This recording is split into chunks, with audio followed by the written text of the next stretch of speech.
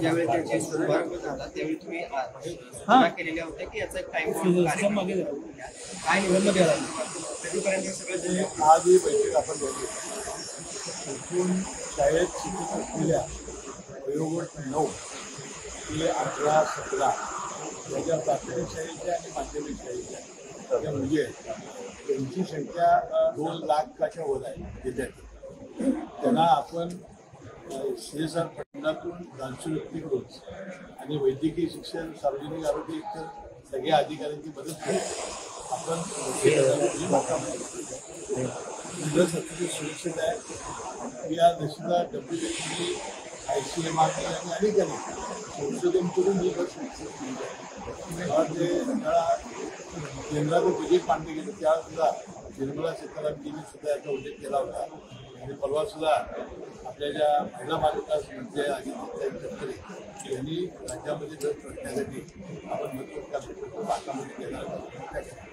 आमच्या कागद तालुक्यातील रामनवमीपर्यंत आमचा कागद तालुका कोल्हापूर जिल्ह्यात सुद्धा मीपर्यंत शाळा सुट्टी होईपर्यंत संपूर्ण आपण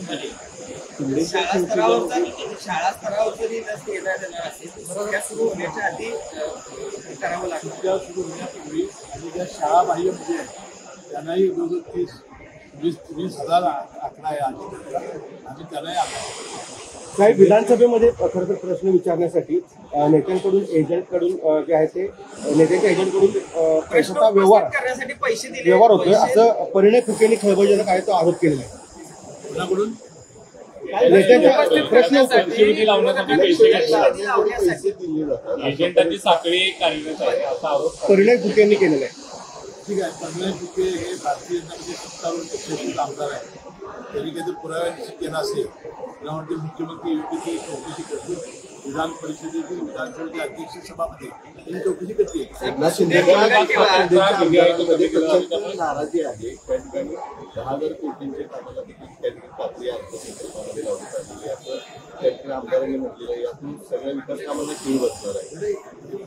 एकूण GDPच्या 3% आपल्याला अर्थसंकल्पामध्ये आपल्याला जो अर्थसंकल्पाचा जो भार आहे तो ठेवायचा.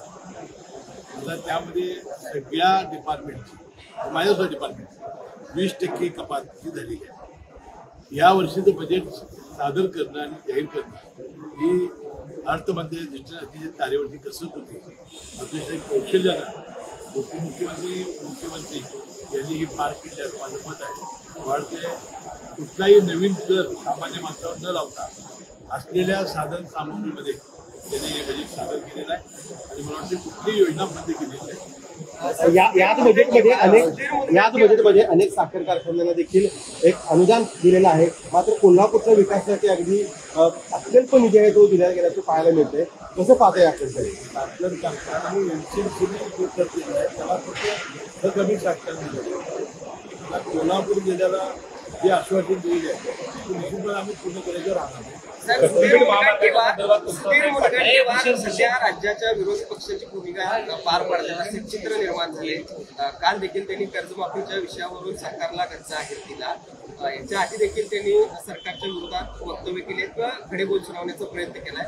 कसं बघता एकूणच सुधीर मुनगंटीवार यांच्या सगळ्या गेली भारतामध्ये सांगितलं मी लोकांची भावना मांडत असताना मी नाराज आहे असं त्याच्यामध्ये हिंदी शेर सुद्धा म्हटलेला आहे आणि त्याबद्दल त्याच्याबद्दल ते एक अतिशय अनुभवी अतिशय सिनियर असे नेते आहेत. ते नाराज नाहीत. आपल्या भावना ते मांडतात. महामार्गाच्या संदर्भात तुम्ही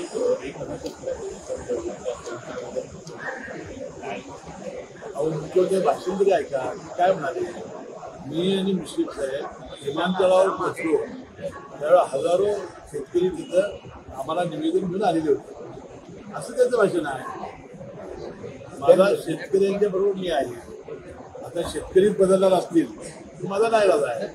धनंजय मुंडे यांची जे मंत्री पद काढून घेतलं गेलं त्यानंतर त्यांच्याकडची जी कृती होती ती अजितदादा आपल्याकडे होणार आहेत अशा पद्धतीने चर्चा अंतर्गत वाद राष्ट्रवादीला टाळण्यासाठी देखील आपल्याकडे सगळे कृती कुठले अशी ज्यावेळा परिस्थिती येते त्यावेळेला जो मुख्य नेता असतो पक्षाचा म्हणजे तो आपल्याला त्यापूर्वी सुद्धा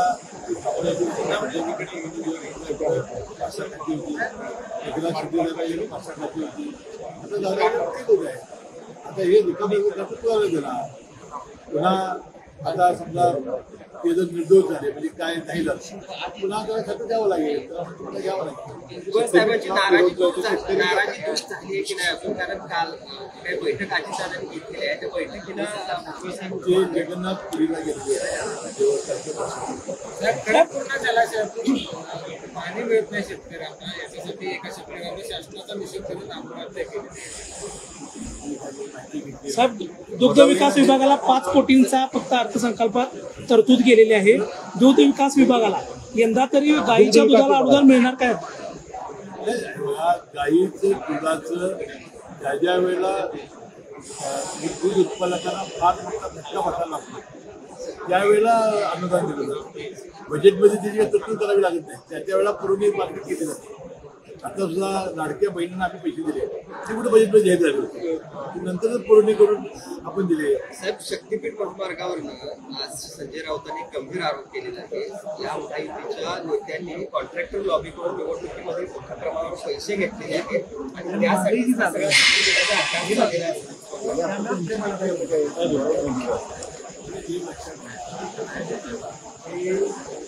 निवडणुकीपूर्वी काय घेतलेलं आहे काय नाही त्याची माहिती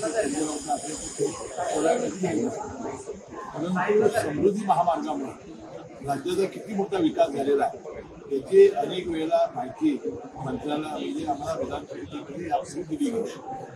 आता शक्तीपीठ मार्गाला लोकसभेमध्ये ज्या ज्या ठिकाणी उमेदवार होते तिथे मतं कमी पडलेली होती, विधानसभेच्या मला 3-3 ठिकाणी आढळण्यात आलं.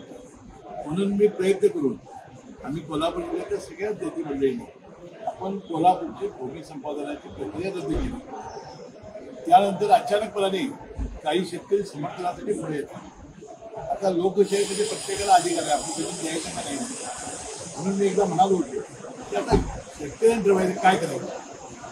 आता पासपोर्ट रक्कम दिल्यानंतर आणि जर शेतकरी तयार होणार असतो तर मग आम्ही लढ्यामध्ये पुढाकार घेऊन आम्ही जे केलेलं आहे त्याबद्दल आम्ही त्याला असं काय केलं.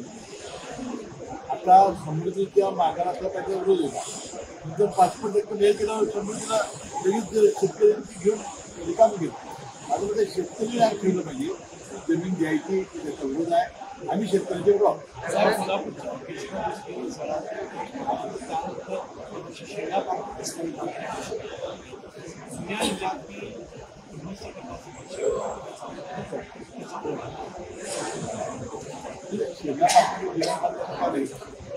सगळ्या नवीन कथा आम्ही पाहतो. आता माहिती घेतली. काल शक्तीपीठच्या संदर्भात जो काही मोर्चा मुंबईमध्ये झाला त्या मोर्चामध्ये जयंत पाटलांनी एक वक्तव्य केलं, माझ्यावर विश्वास ठेवू नका, माझी काही गॅरंटी या सगळ्यामध्ये ठेवू नका. काय याचा अर्थ सहकार्य राहील? जयंत पाटलाला विचारलं पाहिजे. एक मात्र गोष्ट ठळकपणानं माझ्या लक्षात आलेली आहे, ते लक्षात आले असतं. विधानसभेच्या निवडणुकीच्या निकालानंतर महायुतीला प्रचंड यश लाभल्यानंतर जयंत पाटील साहेब नाराज आहे ते नक्की. मला एकदा ते नागपूरला बोलून देत नागपूर माझं मन तिथं टाकायचं असं ते म्हणाले. पुण्यामुळे हे मन लागत नाही काय बोलले होते पक्षातले. मला काय वाटलं 5 वर्ष मी सगळं टिकवलं, पक्ष टिकवलं, सत्तेत नसताना मला अवघड गोष्ट आहे. कारण त्यांना त्याची कल्पना आली जाण आली असं मन परिवर्तन होणार का? आता ते त्याला विचारलं बरं ना. महाराष्ट्र प्रदूषण मंडळानं गोदावरीचं पाणी नाशिक पिण्यायोग्य आहे असा एक शेरा पटकन दिलेला आहे. मात्र गेल्या अनेक वर्षांपासून तिथल्या प्रदूषणाचा मुद्दा आहे. मात्र अशा पद्धतीचा शेरा दिल्यानंतर खरं तर अनेकांनी संताप व्यक्त केलेला आहे. तिकडे दूषित पाणी दिसते तरी देखील अशा पद्धतीची शेरी महामंडळाकडून येते. खरोखर याची माहिती मी काही घेतली. माझ्या संबंधित विषय जर विचारलं तर बरोबर. राज्यभरामध्ये नाव देऊ सर्टिफिकेशन अनेक ग्रामस्थांनी आणि त्याला जोडूनच साहेब की नितीश राणे म्हटले की छत्रपती शिवाजी महाराजांचं एक मुस्लिम मावळे नव्हते. याबद्दल अजितदादांनी सुद्धा काल वक्तव्याचा समाधान घेतलेला आहे. मी एकदा नितीश राणेंना भेटून त्यावेळी सगळी कल्पना देणार, साहेब त्यांच्याशी मी चर्चा करणार. साहेब राज्यामध्ये मोठ्या प्रमाणावरती पानसरे साहेबांचं पुस्तकच आहे त्याबद्दल ते पुस्तक आहे. काल अजितदादांनी ते केलेलं आहे. नितीश राणे माझे चांगले मित्र आहेत. मी त्यांच्याशी चर्चा केली त्याबद्दल त्यांनी जे म्हणते ते मल्हारवाल्यांनी विरोध केला ना त्या सगळ्या विषयावर मी एकदा नितीश राणे यांची चर्चा केली. साहेब, राज्यभरामध्ये बनावट पनीर आहे ते मोठ्या प्रमाणावरती वापरलं जातं. तर विधानसभेमध्ये सुद्धा काही आमदार आहेत ते घेऊन आले होते. कसं पाहता याकडे काय कारवाई झाली असं वाटतं? हे खरं आहे आणि जे पनीर आहे ते फार बनावट केलं जाते ते बनवलं जाते विकलं जाते लोक खातात.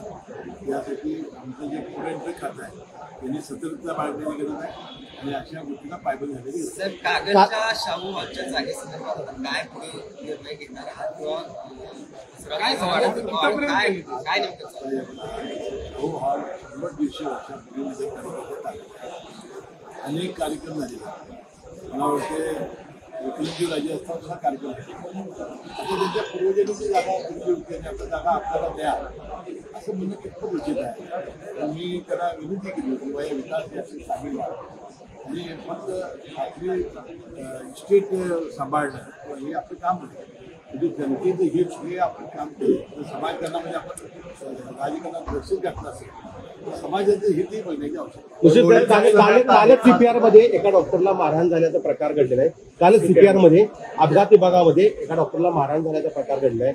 अनेक वेळा असे प्रकार देखील घडत आहेत. कसं पाहता आणि काय कारवाई झाली पाहिजे? यामध्ये आम्ही चांगले सिक्युरिटी गार्ड दिलेले आहेत. लगेच पोलीस स्टेशन चौकी देत आहे आणि लगेच माहिती घेऊन त्याची कारवाई योग्य ती कारवाई केली जाईल आणि डॉक्टरना सोल्युशन दिलं जाईल. पोलिसांना आहे मात्र त्याच्या मुद्दा पुढे केलेला आहे तिथे नियम केलेले आहेत. यावरती आदित्य ठाकरेंनी एक्सपर्ट म्हणून सरकारचं नोकरी ठिकाणावर ऐकून टाकलं कारण अनेक सणांवेळी ही बंधनं असतात मात्र आता ही सणावरती केली हे माहिती नाही स्पीकरबद्दल परवानगी काढणं ही पोलिसांची करता येते किती डिसेबल आहे ती सुद्धा सुप्रीम कोर्टानं निर्देश दिलेले आहे त्याप्रमाणे लावणं देत.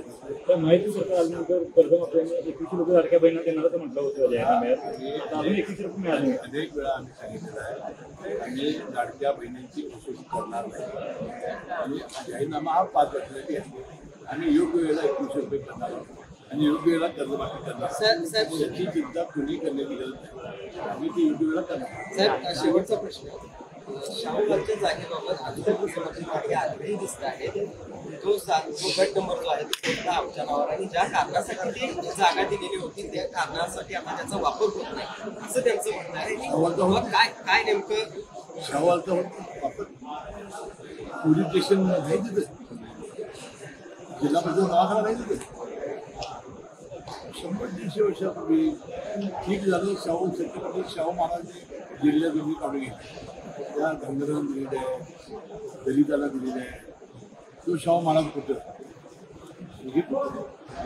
त्याच्यावर काय न्यायालयीन प्रक्रिया सुरू आहे? आता न्यायालय त्याची मागणी केलेली आहे ती कोर्टात केलेली आहे नगरपालिका कोर्टात केलेली आहे जनता कोर्टात केलेली आहे. कागदच्या विकासासाठी ती जागी गरज आहे. फार म्हणजे पार्किंगसाठी जागा नाही आम्हाला अनेक गोष्टी करता येणार नाही. म्हणजे पूर्वी अनेक कायदे असे झाले अनेक निकाल झाले 100 वर्ष त्याचा कब्जा आहे ते कधीच म्हणजे असं ताबा घेतला. ठीक आहे आपण न्यायालय लढाई त्यांना अनेक वेळा विनंती करून सुद्धा ते ऐकतच नसते जनताच रस्त्यावर उतरली सांगेल. पहिल्यांदा सिग्नरली त्यानंतर आता हे काय मानसिकता झालेली असं वाटते? पण सांगितलं ना सदाशिव म्हणजे आमचे नेते ते म्हणायचे त्यांना सत्ता करायची पाहिजे आहे त्यांना स्वतःची इस्टेट वाचवण्याची समाजाच्या हितासाठी नको असं मंडळीचं म्हणायचं ते मला प्रत्येक खरं आज वाटायला लागलेलं आहे. थँक्यू. बाळ, फ्रीजमधून श्रीखंड काढ ना. आम्ही पूर्वी घरीच बनवायचो श्रीखंड.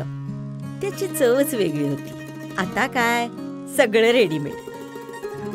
आजी, हे श्रीखंड खाऊन बघ. आज तुझ्या आईनं घरीच बनवलं की काय? हे आहे गोकुळचं श्रीखंड. अगदी जिभेवर रेंगाळणार. जिभेवरच नाही तर मनावरही रेंगाळणार. गोकुळ श्रीखंड, मनावर रेंगाळणार.